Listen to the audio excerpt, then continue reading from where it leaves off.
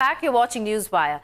The United States and the Taliban negotiators announced a two-day break from talks in Qatar following extensive discussion for 11 days and a renewed bid to restore peace in Afghanistan. Meanwhile, in Afghanistan, at least 112 Taliban fighters and civilians have been killed in the latest fighting across the country. The Defense Ministry in a statement said that 102 insurgents were killed in US-led airstrikes and ground operations across the country. Taliban said that 10 civilians were killed by Afghan security forces in attacks on their homes in southern Kandahar and eastern Paktika province. So where does this lead the peace talks? To talk more on this, let's speak to our guests. We have with us Mr. Hamdullah Hamdard. He's a political expert. He's joining us from Kabul, and also Mr. Mushtaq Rahim, who is a journalist, joining us from Kabul as well. Let me start with you, Mr. Mushtaq. First of all, could you give me your take on the peace talks that have been taking place between the Taliban and the US? They've come to a pause for the time being. What did you make of these talks so far? Well, I think the good thing is that for a long period of time, the Taliban and the American team have been talking to each other. It's almost 2 weeks now, and the good thing is, although there have been some hurdles in front of the progress of the peace negotiations, but all in all, we can see that headways are being made, and there is some discussions going on. My analysis is that the progress has been good, though the details have not been released by any of the sides. But as much as we have been coming to know about from the different people who are part of the discussions, I think we can be hopeful about the positive results coming out of the negotiations that are going on right now. Right, Mr. Hamdullah, let me ask you then, with the ongoing violence that is taking Afghanistan, taking as many as 112 lives there, including civilians, as well as insurgents, how did this reflect on the success of these talks? First of all, assalamu alaikum to all of you. Thank you very much for the question. The sacrifices that the people are giving is all because of the war that is going on, and that's why the peace talks are going on, and all the Afghans are willing to support the peace talks between the Taliban, the US, and Afghanistan. This trilateral peace talks to succeed soon and finally restore peace to Afghanistan. This definitely will have some pros and cons, and Taliban will definitely be trying to have less casualties in this war and to give more casualties to the government so that they can talk with the US with more confidence and as a conqueror of the country or in this war. So that is the positive aspect for the Taliban. However, the negative aspect for the people of Afghanistan, that they are losing their lives in this war that has been going on for the last 18 years in Afghanistan. It is a big concern, while a lot of analysts and critics have said that those who are losing their lives in Afghanistan, whether it's the security forces, and Mr. Mushtaq, this is a question for you, is collateral damage. Is that a fair assessment on this 17, 18-year-old war that has been taking place? Is that the cost that Afghans have to continue paying while, as analysts say, Taliban is buying more time? You know, there are skepticisms present in the process. Some people do doubt the whole process, believing that it's the same old saga where the Taliban get engaged in the peace negotiations during off-season of the fighting, which is between December and March, and then they get back to the usual business. But I don't see it to be that kind of scenario this time around, because the engagements are quite at a very high level from both sides, Taliban and the US. We can see that there is a lot of willingness on both sides, and we can see that the pressure that has been exerted by the Afghan people during the course of 2018 have been bearing results, where people have been demanding peace negotiations from all sides. So this time, it is quite a serious sort of negotiation, and we are quite hopeful that it will produce positive results. Now, coming to a question about the collateral damage as well as a loss of lives, particularly over the course of last couple of weeks, where things have spiked in terms of insecurity. You know what? If we look at the experiences of elsewhere in the conflict zones, you will come to know that this is a normal exercise in asymmetric warfare, where the guerrilla sides heighten, they increase their mobility in order to confirm their hold on the context, on the conflict context. And for that, they get extra mobilized.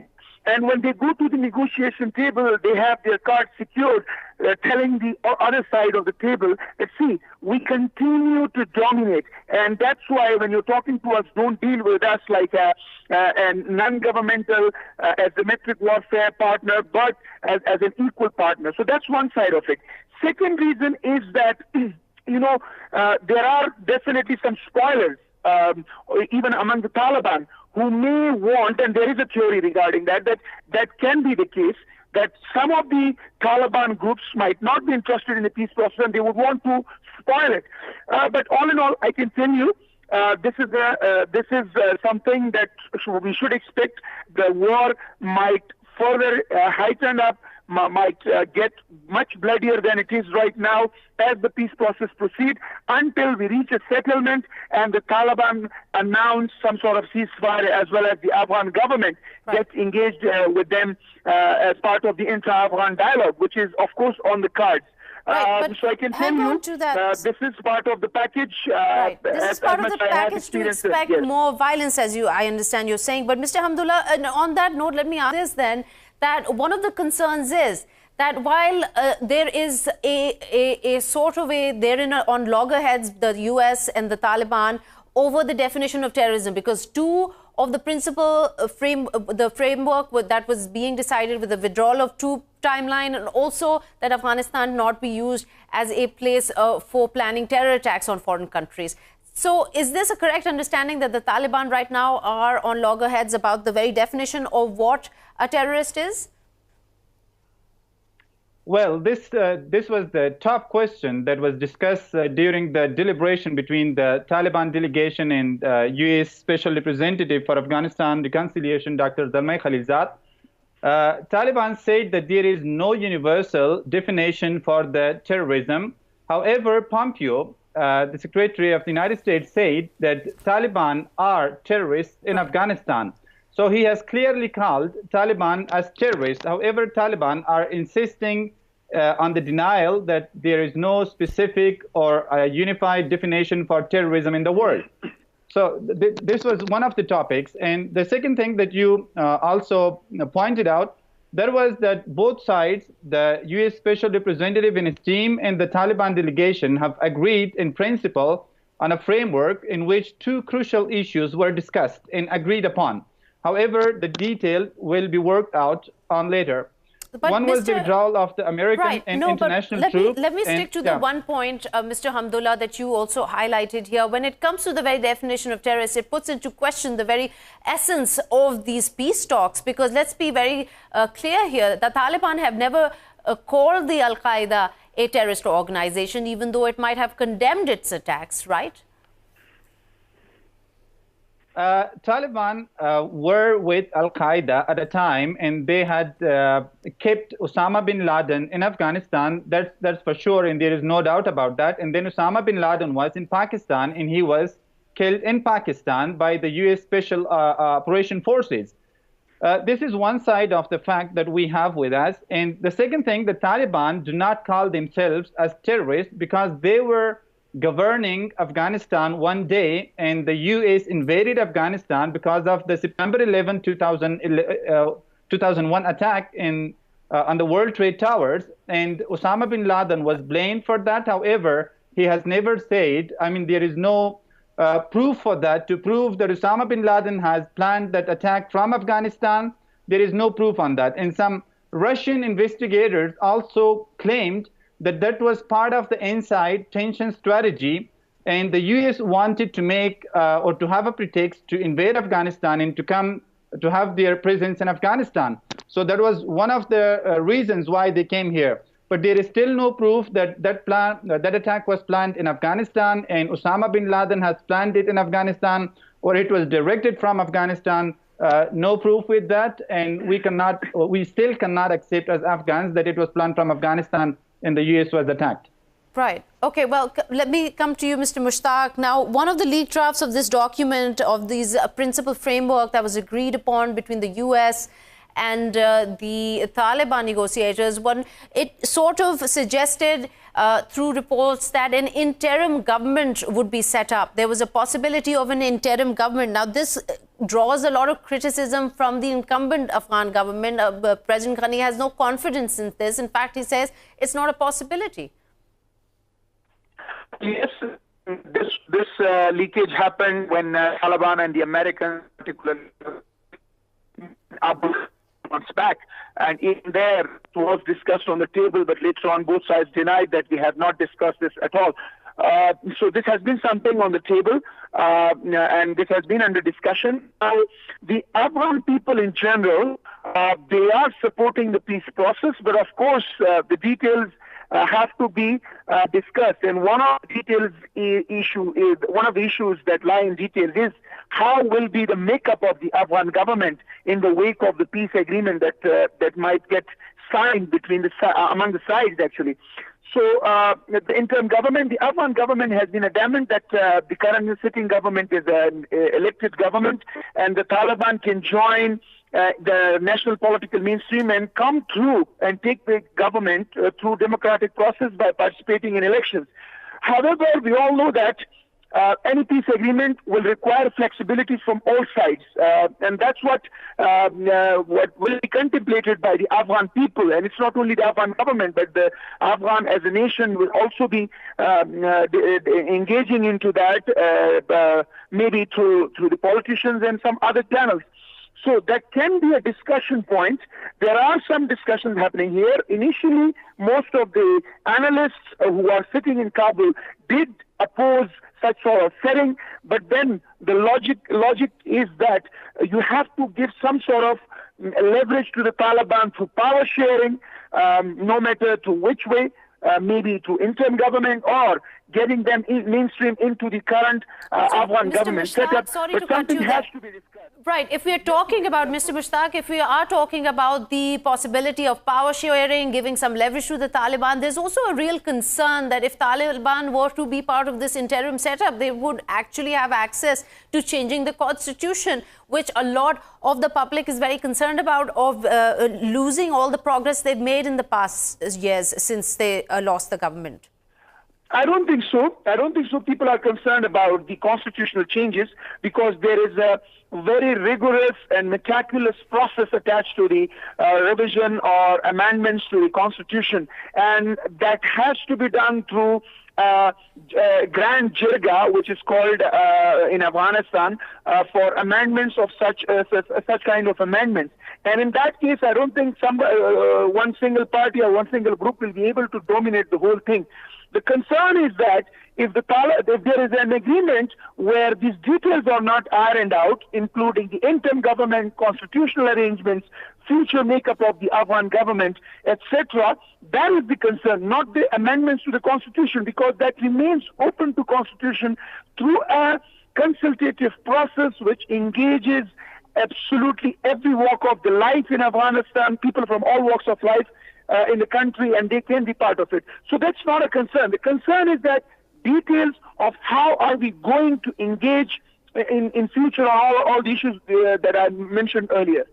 Right. And basically the shape of the government that would take place outside of the elections. Now, Mr. Hamdullah, there's also this concern that there would be a lot of violence or a backlash of sort if this peace process were to conclude and a power sharing agreement were to be reached before the elections this year.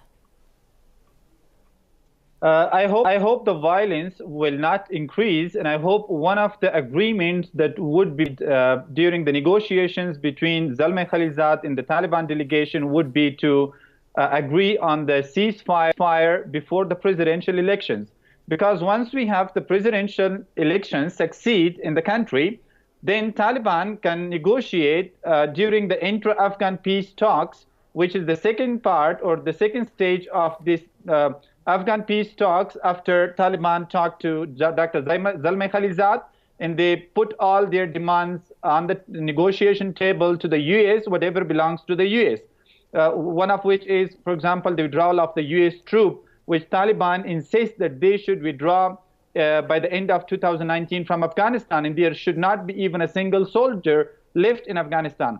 The second issue, once this is agreed upon, then I believe that if they agree on the ceasefire during the presidential elections so that we have a stronger government which can properly represent the nation of Afghanistan and talk to Taliban with all the authority representing the people of Afghanistan, whether they talk on the interim government, whether they talk on a government in which the Taliban will share the power with the next president of Afghanistan, or whether there is any other thing that they suggest, if it is even modifying the current constitution of Afghanistan. Right. Of course, the constitution. Let me ask Mushtaq, Rahim, one last question. So we're running out of time. I have to get a question in. Mr. Mushtaq, there is a real concern that Mullah Abdul Baradr's involvement as Taliban chief peace process negotiator has been sort of not been to the level that they expected. He's been very ill, as senior officials have confirmed, and not been part of these negotiations. They were hoping that having him as a chief negotiator would help take this peace deal forward faster. Frankly, I see the current role of Mullah Baradar more productive than his engagement in the direct talks. In the tough negotiations such as one going on in Qatar, in Doha, you usually face stalemates, you face hurdles in moving forward. And sometimes the people get on loggerheads with each other on issues, which needs somebody from the group who intervenes from the outside, from the outset, and then contribute to break the deadlocks. And I think he is doing that. There have been news about situations where there have been deadlocks between the two sides, and then Mullah Baradar has been intervening and helping the whole process. Mere presence of Mullah Baradar, which was under the Pakistani custody for the last 8 or 9 years, is a big positive for the whole peace process, and it has contributed big time in terms of adding more trust of people to the whole process. So he's contributed more. Okay, perfect. So thank you so much, Mr. Mushtaq, and thank you, Mr. Hamdullah, for your valuable insight to this conversation on the peace process taking place between US and the Taliban. And with that, we've come to the end of our show. Stay tuned to Indus News for more updates. See you next time. Goodbye.